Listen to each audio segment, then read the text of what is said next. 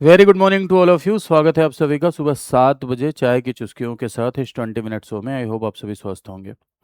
जैसा कि आप सभी को पता है कि मंडे टू सैटरडे आपकी एक क्लास चलती है जिसमें मैं आपको 4 सवालों के साथ 40 बातें बताता हूँ। ऐसी बातें जो आपके एग्जाम के लिए रेलिवेंट है, ऐसी बातें जो आपके एग्जाम में सवालों के रूप में पॉसिबल हो सकती हैं, ऐसे बातें जिससे आपकी पॉलिटी की प्रैक्टिस होती है, एज वेल एज आप थ्योरी क्लासेस के दौरान जो बातें पढ़े हैं उनको रिवाइज कर पाते हैं।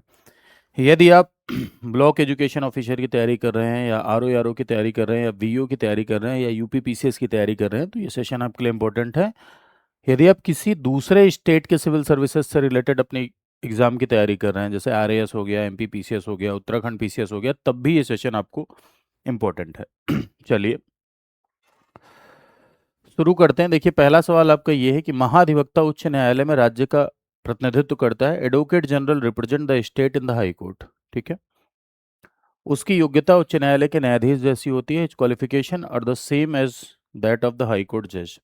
उसका कार्यकाल संविधान में निश्चित किया गया है। Tenure is fixed by the constitution. ठीक है। कार्यकाल संविधान में फिक्स किया गया है। महाधिवक्ता से संबंधित सवाल है, एडवोकेट जनरल से संबंधित सवाल है। एक बात ध्यान रखिए कि अगर आप ये जो 20 मिनट शो है, ठीक है, इस सवाल को मैं एक्सप्लेन करता हूँ लेकिन उससे पहले ये बात ध्यान रखिए, 20 मिनट शो में लगभग 90+ क्लास हो चुकी हैं। ये कि सारी की सारी क्लास अगर आप जाके देखेंगे तो आपकी पूरी की पूरी कंप्लीट प्रैक्टिस हो जाएगी। कहीं और से आपको प्रैक्टिस करने की कोई ज़रूरत ही नहीं है ना। अगर आपने थ्योरी पढ़ा है तो ये क्लास आपके लिए संजीवनी है, रामबाण है। और प्री के लिए अगर आप थ्योरी भी पढ़ना चाहते हैं फ्री में, तो इसी यूट्यूब चैनल पर मैंने एक सीरीज चलाई थी, लक्ष्मीकांत सीरीज। आप जाके प्लेलिस्ट सेक्शन में पूरी की पूरी प्री के लिए लक्ष्मीकांत भी देख सकते हैं, पॉलिटी के लिए। ठीक है। तो चलिए प्रश्न के एक्सप्लेनेशन पर थोड़ा सा चलते हैं। यदि आप एडवोकेट जनरल की बात करें तो केंद्र सरकार के वकील को अटॉर्नी जनरल कहते हैं। और राज्य सरकार का जो विधिक सलाहकार होता है, राज्य सरकार का जो वकील है, उसे आप एडवोकेट जनरल ऑफ स्टेट कहते हैं, यानी राज्य का महाधिवक्ता। राज्य का महाधिवक्ता राज्य सरकार को विधिक सलाह देता है, वो राज्य का सबसे बड़ा विधिक अधिकारी होता है। आर्टिकल 165 के तहत ये कॉन्स्टिट्यूशनल बॉडी है, यानी अनुच्छेद 165 के तहत ये कॉन्स्टिट्यूशनल बॉडी है। कॉन्स्टिट्यूशनल बॉडी मीन्स कैसा निकाय है ये? संवैधानिक निकाय है। अनुच्छेद 165 के तहत ये कॉन्स्टिट्यूशनल बॉडी है, संवैधानिक निकाय है। ठीक। महाधिवक्ता राज्य सरकार का लीगल एडवाइजर है, राज्य सरकार को विधिक सलाह देता है। ऐसा काम करता है जो इसे राज्यपाल द्वारा या कानून द्वारा या संविधान द्वारा सौंपे जाए, यानी by governor, by law, by constitution, इसे जो मिलेगा वो करेगा। जो मिलेगा का मतलब बर्तन धोने का काम नहीं, लीगल नेचर का जो काम उसे मिलता है वो करता है। राज्य सरकार का पक्ष न्यायालयों में रख सकता है। जी हाँ, राज्य सरकार का पक्ष न्यायालयों में रख सकता है। नियुक्त कौन करेगा? तो नियुक्ति बाई गवर्नर होती है, यानी अपॉइंटमेंट बाई गवर्नर होती है, राज्यपाल द्वारा होती है नियुक्ति। राज्यपाल मंत्रिपरिषद की सलाह पर, यानी मुख्यमंत्री की सलाह पर, यह नियुक्ति करता है। ठीक है। क्वालिफिकेशन की यदि आप बात करें योग्यता की, तो योग्यता ऐसा व्यक्ति जो हाईकोर्ट का जज बनने योग्य हो। ध्यान रखिएगा, हाईकोर्ट का जज हो नहीं, ये नहीं कहा जा रहा है। कहा जा रहा है ऐसा व्यक्ति जो हाईकोर्ट का जज बनने योग्य हो। हाईकोर्ट का जज बनने योग्य हो, यानी हाईकोर्ट का जज बनने की योग्यता रखता हो। कोई ऐसा व्यक्ति जो हाईकोर्ट का जज बनने की योग्यता रखता हो, यानी जिसके पास क्वालिफिकेशन हो हाईकोर्ट का जज बनने की, वो महाधिवक्ता बन सकता है। क्लियर बात? महाधिवक्ता राज्य विधानमंडल की कार्यवाही में भाग ले सकता है। जी हाँ, राज्य विधानमंडल की कार्यवाही में भाग ले सकता है, बोल सकता है, प्रश्न का जवाब दे सकता है, लेकिन वोट करने का अधिकार नहीं है। महाधिवक्ता को विधानमंडल के विशेषाधिकार मिलते हैं। जी हाँ, महाधिवक्ता को विधानमंडल के विशेषाधिकार मिलते हैं, यानी लेजिस्लेचर के जो प्रिविलेज हैं, विधानमंडल के जो विशेषाधिकार हैं, महाधिवक्ता को मिलते हैं। ठीक है। विधानमंडल के विशेषाधिकार मिलते हैं, राज्य विधानमंडल के विशेषाधिकार एडवोकेट जनरल को। राइट। तो एक बार फिर से सुनिए, आर्टिकल 165 के तहत ये कॉन्स्टिट्यूशनल बॉडी है, लीगल एडवाइजर है, राज्य सरकार का पक्ष रख सकता है। ऐसा व्यक्ति जो हाईकोर्ट का जज बनने योग्य हो महाधिवक्ता बन सकता है। नियुक्ति राज्यपाल करता है। संसदीय विधानमंडल के जो माफ कीजिएगा, विधानमंडल के सदस्यों के जो विशेषाधिकार हैं वो इसे भी मिलते हैं। विधानमंडल की कार्रवाई में भाग ले सकता है, बैठ सकता है, बोल सकता है, लेकिन वोट देने का अधिकार नहीं होगा। इसका कोई भी फिक्स कार्यकाल नहीं होता है, क्योंकि ये राज्यपाल के प्रसाद पर्यंत पद धारण करता है। राज्यपाल के प्रसाद पर्यंत मीन्स राज्यपाल की दया पर, ड्यूरिंग प्लेजर ऑफ गवर्नर। जब चाहेगा राज्यपाल अपॉइंट करेगा, जब चाहेगा राज्यपाल हटा देगा। कोई भी फिक्स टर्म इसका नहीं होता है, कोई भी फिक्स सैलरी भी नहीं होती। इसे रेनमरेशन मिलता है, पारिश्रमिक मिलता है, वही पारिश्रमिक मिलता है जो डिसाइड किया जाए राज्यपाल के द्वारा। ठीक है, सवाल पर आते हैं। ये हाई कोर्ट में स्टेट को रिप्रेजेंट करता है। ठीक है, सही लिखा है। क्वालिफिकेशन हाई कोर्ट के न्यायाधीश के जैसी होती है, सही लिखा है। ठीक है, हाई कोर्ट के जज की जैसी क्वालिफिकेशन होती है। कार्यकाल संविधान में क्या है, फिक्स है। ये स्टेटमेंट क्या हो जाएगा, ये स्टेटमेंट गलत हो जाएगा। ठीक है, संविधान में फिक्स कार्यकाल नहीं है, ये गलत है। तो first and second is your right answer. Next पर आते हैं। लिखा हुआ ओसीआई नागरिकता का दर्जा देता है। OCI provides full citizenship status. Second लिखा है पीआईओ कार्ड धारक को 15 साल तक के लिए वीजा मुक्त यात्रा की सुविधा होती है। PIO card holders were allowed visa free travel to India for up to 15 years. भारत सरकार के अनुसार जनवरी 2015 से पीआईओ कार्ड धारकों को स्वतः ही ओसीआई कार्ड माना जाता है, यानी जो पीआईओ कार्ड होल्डर थे उनको ऑटोमेटिकली ओसीआई कार्ड होल्डर माना गया। तो अब इसमें कौन सा स्टेटमेंट आपका राइट स्टेटमेंट है, यानी कौन सा सत्य है आपको बताना। सबसे पहले तो ये समझिए ये पीआईओ ओसीआई का क्या खेल है। तो ऐसे लोग, इंडियन डायस्पोरा, इंडियन डायस्पोरा मतलब भारतीय मूल के ऐसे लोग जो, भारतीय मूल के ऐसे लोग जो विदेशों में, ठीक है, विदेशी नागरिकता के साथ रह रहे हैं, यानी विदेशी नागरिकता जिनके पास है और किसी फॉरेन स्टेट में हैं, ऐसे लोगों को इंडियन डायस्पोरा कहते हैं। यानी इंडियन ओरिजिन के लोग जो इंडिया से बाहर अलग अलग देशों में बिखरे हुए हैं। डायस्पोरा का अर्थ होता है, स्पेन में जब खेतों में बीज का बिखराव किया जाता था उसे डायस्पोरा कहते हैं। डायस्पोरा मीन्स बिखराव। तो बहुत सारे ऐसे लोग हैं जो या तो स्वयं इंडिया के थे, या उनके माता पिता इंडियन थे, या उनके दादा दादी इंडियन थे। ऐसे लोग अभी दूसरे देशों की सिटीजनशिप लेके रहते हैं, और ऐसे लोग बड़े बड़े इन्वेस्टर हैं, बड़े बड़े फैक्ट्रीज के मालिक हैं। ऐसे लोग दिवाली मनाते हैं, होली मनाते हैं, रक्षाबंधन मनाते हैं। इसका मतलब इंडियन कल्चर नहीं भूले हैं। तो अगर वो इंडियन कल्चर नहीं भूले हैं तो हम उनको कैसे भूल जाएं। अगर वो इंडियन कल्चर नहीं भूले हैं तो हम भी अगर उनको नहीं भूलेंगे तो अच्छी बात है ना। अगर हम उन्हें लव यू बोलेंगे तो वो भी हमको लव यू टू बोलेंगे। तो इससे हमारा कल्चरल विस्तार भी होगा, सांस्कृतिक विस्तार भी होगा, और वो हमारे भारत देश में आएंगे, डॉलर आएगा, इससे इकोनॉमी को भी प्रगति मिलेगी, यानी इकोनॉमी को भी बूस्ट मिलेगा। तो इंडियन डायस्पोरा के साथ रचनात्मक संबंध बनाना जरूरी है। और इंडियन डायस्पोरा के साथ रचनात्मक संबंध बनाने के लिए, इंडियन डायस्पोरा के साथ अच्छे संबंध बनाने के लिए, इंडियन डायस्पोरा के साथ रचनात्मक संबंध बनाने के लिए सिंघवी समिति ने कुछ फैसिलिटी देने का सुझाव दिया। और उसी में सबसे पहला आपका था PIO. PIO scheme, PIO scheme person of Indian origin के लिए एक स्कीम लॉन्च की गई। इस स्कीम में कुछ देशों को बाहर कर दिया गया था। ठीक है, ऐसे देखो, भारतीय मूल का तो सभी व्यक्तियों को भारतीय मूल का कहा जाएगा जो स्वयं या उन जिनके पूर्वज इंडिया के रहे हों, लेकिन अभी किसी दूसरे देश के हों। लेकिन जब पीआईओ स्कीम लॉन्च की गई तो बहुत सारे कंट्रीज को बाहर कर दिया गया। तो कौन कौन सी कंट्रीज को पीआईओ स्कीम के अंतर्गत नहीं रखा गया, ये आप कमेंट करके बताएंगे। ठीक है, कमेंट करके जरूर बताइएगा। पीआईओ स्कीम के तहत क्या लाभ मिला, 15 साल मुफ्त वीजा यात्रा, 7 साल रहकर नागरिकता, फाइनेंशियल फैसिलिटी मिलेगी यानी वित्तीय सुविधा मिलेगी, एजुकेशनल फैसिलिटी मिलेगी, है ना, शैक्षिक सुविधा मिलेगी। ये पीआईओ स्कीम थी। लेकिन 2005 में एक दूसरी स्कीम शुरू की गई, ओसीआई स्कीम। ओसीआई स्कीम में क्या किया गया, सिर्फ 2 ही देशों को बाहर किया गया, पाकिस्तान और बांग्लादेश। पाकिस्तान बांग्लादेश को छोड़कर बाकी देशों के जो भारतीय मूल के लोग हैं उनके कुछ सुविधा प्रदान की गई। क्या सुविधा प्रदान की गई, आजीवन फ्री वीजा यात्रा, आजीवन फ्री वीजा यात्रा। ठीक है, कितने साल रहकर नागरिकता, 5 साल रहकर नागरिकता, फाइनेंशियल फैसिलिटी मिलेगी, वित्तीय सुविधा मिलेगी, एजुकेशनल फैसिलिटी मिलेगी यानी शैक्षिक सुविधा मिलेगी। लेकिन कृषि संपत्ति और बागान संपत्ति नहीं खरीद सकते, ना तो ये पीआईओ को अधिकार था ना ओसीआई को।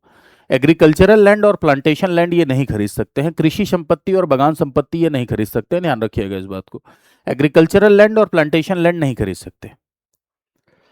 तो कौन सी स्कीम ज्यादा पॉपुलर होगी, ओसीआई ज्यादा पॉपुलर होगी, क्योंकि इसमें 5 साल रह के नागरिकता मिल रही है, यहाँ आजीवन फ्री वीजा जाता है, तो ओसीआई ज्यादा पॉपुलर हुई।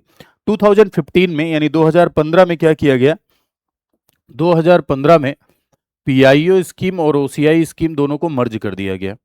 पीआईओ स्कीम, ओसीआई स्कीम दोनों को मर्ज कर दिया गया और नया नाम जो निकल के आया इसे कहते हैं ओसीआई कार्ड होल्डर। ठीक है, और ये ओसीआई कार्ड होल्डर को क्या फैसिलिटी मिलती है? वही जो ओसीआई स्कीम वाली फैसिलिटी थी कि आजीवन फ्री वीजा यात्रा। आजीवन फ्री वीजा यात्रा यानी आजीवन वीजा का कोई भी शुल्क नहीं देना पड़ेगा। 5 साल रहकर यहाँ बाई रजिस्ट्रेशन यानी पंजीकरण के द्वारा 5 साल रहकर नागरिकता मिल सकती है। अब जरूरी नहीं है कि 5 साल रह जाओ क्लेम करो कि हमको नागरिकता देनी ही पड़ेगी, गवर्नमेंट के ऊपर है, चाहे तो दे चाहे तो ना दे, लेकिन एलिजिबल हो जाते हैं नागरिकता पाने के लिए। ठीक। वित्तीय सुविधा मिलती है, वित्तीय सुविधा प्लस शैक्षिक सुविधा मिलेगी, वित्तीय सुविधा और शैक्षिक सुविधा मिलेगी। कृषि संपत्ति और बागान संपत्ति नहीं खरीद सकते हैं, कृषि संपत्ति भी खरीदने का अधिकार नहीं है, बागान संपत्ति भी खरीदने का कोई अधिकार नहीं है। ठीक है। नागरिक नहीं होते हैं ये, दोहरी नागरिकता नहीं है ये, बल्कि रचनात्मक संबंध बनाने के लिए दी गई सुविधा है। इसे दोहरी नागरिकता नहीं कहते हैं। कहीं कहीं किताबों में लिखा भी होता है दोहरी नागरिकता, गलत लिखा हुआ है। ठीक है। देखिए क्या लिखा है, ओसीआई नागरिकता का दर्जा देता है, OCI provides full citizenship status, ये गलत हो जाएगा, ये एक सुविधा है। पीआईओ कार्ड धारक को 15 साल तक के लिए वीजा मुक्त यात्रा की सुविधा थी, सही है। भारत सरकार के अनुसार 2015 में पीआईओ और ओसीआई को मर्ज कर दिया गया, ये भी सही है। तो इसमें सेकंड एंड थर्ड आपका क्या हो जाएगा, राइट स्टेटमेंट हो जाएगा। आई होप आपने पीआईओ और ओसीआई समझा होगा। ठीक है, चलिए अगले सवाल पर आते हैं। निम्न कथनों पर विचार कीजिए। Consider the following statement. Rajya Sabha में राज्यों का प्रतिनिधित्व उनकी जनसंख्या पर आधारित होता है। Representation of states in Rajya Sabha is based on the population. Rajya Sabha का सदस्य आनुपातिक प्रतिनिधित्व प्रणाली से चुने जाते हैं यानी प्रोपोर्शनल रिप्रेजेंटेशन से इलेक्ट होते हैं। राज्यसभा में केंद्र शासित प्रदेशों का भी प्रतिनिधित्व होता है यानी union territories also have a representation in Rajya Sabha, यानी राज्यसभा में केंद्र शासित प्रदेशों का भी प्रतिनिधित्व होता है। ठीक है, इनमें से कौन सा सही है आपको ये बताना है। बात राज्यसभा की हो रही है, आप जानते हैं कि संघीय व्यवस्था में राज्यसभा एक इंपॉर्टेंट रोल प्ले करती है। संघीय व्यवस्था में केंद्र और राज्य दोनों है। लोकसभा जहां पूरे भारत के लोगों को रिप्रेजेंट करती है, वहीं राज्यसभा राज्यों को रिप्रेजेंट करती है यानी राज्यों का प्रतिनिधित्व करती है। ठीक है, अलग अलग राज्यों के हितों को सुनिश्चित करने का काम कौन करता है, राज्यसभा करती है। अलग अलग राज्यों के हितों को सुनिश्चित करने का काम लोकसभा राज्यों के मामले में मनमानी न कर सके, केंद्र की विधायिका में राज्यों का प्रतिनिधित्व हो सके, यूनियन लेजिस्लेचर में राज्यों के मामले में कोई मनमानी न हो सके, इस बात को इंश्योर करने का काम राज्यसभा करती है। राज्यसभा में जनसंख्या वार प्रतिनिधित्व है यानी पॉपुलेशन के बेसिस पर प्रतिनिधित्व है। ठीक है, अलग अलग राज्यों की जनसंख्या के अनुसार रिप्रेजेंटेशन दिया गया है। वहीं इसके विपरीत अगर आप अमेरिका में देखेंगे तो अमेरिका में राज्यसभा में पॉपुलेशन के बेसिस पर रिप्रेजेंटेशन नहीं है बल्कि समान है। अमेरिका में राज्यसभा के जैसा सदन सीनेट है और सीनेट में हर राज्य की 2-2 सीटें हैं, कुल 50 राज्य हैं, कुल सीनेट में 100 सीटें हैं। लेकिन भारत देश में ऐसा नहीं है। भारत देश में पॉपुलेशन बेसिस पर रिप्रेजेंटेशन दिया गया है यानी जनसंख्या वार प्रतिनिधित्व है। जैसे आप यूपी में सबसे ज्यादा जनसंख्या है, यूपी में राज्यसभा की जो सीटें हैं वो 31 सीट है।